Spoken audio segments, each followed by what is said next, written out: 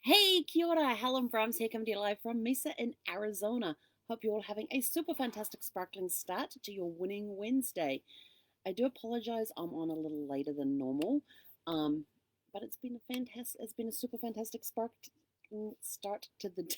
Because I can't get that out this morning. It's been a super fantastic, sparkling start to the day. But I do have to tell you the funniest thing that happened, which is what prompted me to sort of like, oh crap, I forgot. I didn't forget, just hadn't yet done my Facebook Live this morning. So I was sitting here and I um, was updating my laptop and stuff. And there's a little option that you can have where you can have the computer call out the hours, call out on the hour. And I thought, well, because I keep getting lost in my work, that might be really good to be like a little jolt to say, hey, Helen, it's time to move on to the next activity or whatever. So you can do an hour 50, every 15 minutes or every 30 minutes. And so I thought, well, I'm going to do every hour and see what happens. So I just finished up with a call with a client call, and, and I'm sitting here just making some notes. And the next thing I hear, 11 hours. And I'm like, what? What? And I look at the clock and it said 11 o'clock. And I'm like, 11 hours? Is that because I have it in 24-hour clock? So it'll be interesting to see when it comes around to this afternoon. But all I heard was this voice go, 11 hours. Okay, fine. So this will be an interesting exercise to see if it can help me stay on task.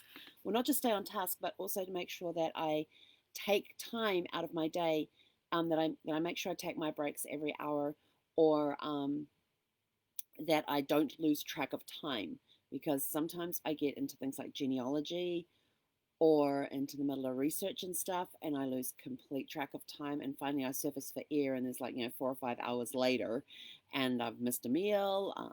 My water bottle's like totally drained. So we shall see what happens with the computer telling me what hour it is. So it's after 11 hours today. But I've already had some wins this morning. I woke up this morning to find out that I'd been paid. I knew I'd had a quote accepted yesterday. I woke up this morning to find out I'd been paid for that. So the deposit's been put down for that work that I'm going to be doing, which is awesome. Always good to wake up to that sort of stuff. Um, had an incredible night's sleep last night. I probably got about 6.5, 7 hours solid. I woke up, put it this way, I woke up in the same position I went to sleep and I woke up feeling refreshed. Normally, when I wake up after 6 or 7 hours of sleep, I'm very sluggish. If I wake up after 4 hours, I'm off, I'm gone. Um, Somehow I seem to require less sleep than more sleep. But if I get more sleep, I start off with a sluggish day, even though I still have a lot of energy when I bound out of bed. Um, but then it's sort of like, okay, I've got this energy when I bound out of bed in the morning, even after 6, 7 hours sleep. But it's there, but it's a little sluggish. But if I do 4 hours of sleep, I literally fly out of the bed. Go figure. So had a great night's sleep. But I did try something different. I've been learning about. I'm starting to learn about crystals. Like amethyst and rose quartz. And what else do I have here? Oh, I think this one's red jasper. I have some other ones here, which I can't remember their names of. Like I said, I'm just learning. But I learned that if you put amethyst with a clear crystal next to your bed at night, with the amethyst there and these have got pointy things and it's got a flat end, but you put the point end pointing away from the amethyst. So kind of, well, you probably really can't see this because of the dark fabric, everything. Put it in front of my face so now you can see it. Oh, against the white hair, there you go. The clear crystal enhances the power of the amethyst, and the amethyst is good for insomnia. And I thought, well, I don't really have insomnia, but let's give it a go and see what happens. So last night I got the best night's sleep. I slept for like 6.5 hours. Woke up in the same position I went to sleep in. So I'm sort of like, there may be something in this. We don't know. We'll just keep testing. Because usually when I try different sleep, I typically don't have problems going to sleep, and that's one thing that Brad always got upset with me about, was because I could go to sleep and I could drop off to sleep in less than 5 minutes, and he would lay there awake for hours. Um, but then he was a night person, I was a morning person. But since he passed, my time clockers all up the wazoo and everything else. I have no problem going to bed at midnight or 1 o'clock in the morning, 2 o'clock in the morning, waking up at 5 or 6 and getting up and doing my day. So I don't know. We'll see how this goes, because usually when I've tried different, there's all these companies out there that have these different sleep products and all that, all these natural sleep products. And when I've tried those, yes, they work for the first 1, maybe 2 nights. And well, usually the first night it's on and off. The second night I get a better night's sleep, and then the third night I get another good night's sleep, and by the fourth night I'm done. It's sort of like not working anymore. So, but this was the first time I had put the amethyst next to the bed, period. And I thought, well, let's give it a go and see what happens. And I fell asleep really quick, which I normally do anyway, and woke up in the same position I went to sleep in. I mean, that was really, really cool. So we'll keep you posted on if that works. But I'm always open to new things and trying new things and all of that. But please don't bog my Facebook page with stuff. So that was a good winning start to the day. Another good winning start is that it was 55 degrees inside the RV too, which probably helped contribute to the sleep, since I sleep my best in cold temperatures. But it was 55 degrees in the RV this morning when I woke up, and that's only because I had the heat on last night. So if the temperature dropped below 55, the heat would kick in. But I think we're now up to 58 or 59 inside the RV. Outside it is 56 degrees. For those back in New Zealand, that's 13 degrees. And we're meant to be getting to a high today of 70, which is like 22 degrees Celsius. So the temperatures are starting to go back up. We're going to get back into the 80s again, but the overnight temperatures are staying in the 50s this week. Like, yes, because cold nights, it means it's going to start cooling down a lot quicker in the evenings and stuff, and it means that I'm going to get good night's sleeps. And so I'm not sure if it's the temperatures, or if it's the amethyst, or if it's a combination of both, but we shall see. We'll just keep trying. The amethyst is sitting, I have another amethyst cluster like this one, which is sitting next to my bed along with another clear crystal. So we'll see. We're just going to leave it there and see what happens. So we've got the doors open today. We've got the door open, got the windows open, doing some airing because it's just so nice. Got my sweatpants on, my sweatshirt on. It's a good day. It's a good day. So, speaking of good days, and it is Winning Wednesday, we're always looking to celebrate our wins. So in the comments below, we want you to put in there what your wins are for the week so we can celebrate with you, because it's nothing like celebrating good wins. So this morning from Chicken Soup for the Soul, Think Positive, Live Happy, we have one appropriately called, I Woke Up This Morning. And when I read this, it brought back a lot of memories, and the number of times I have actually heard people say a variation of this. There's a quote here by William Arthur Ward that said, "A cloudy day is no match for a sunny disposition."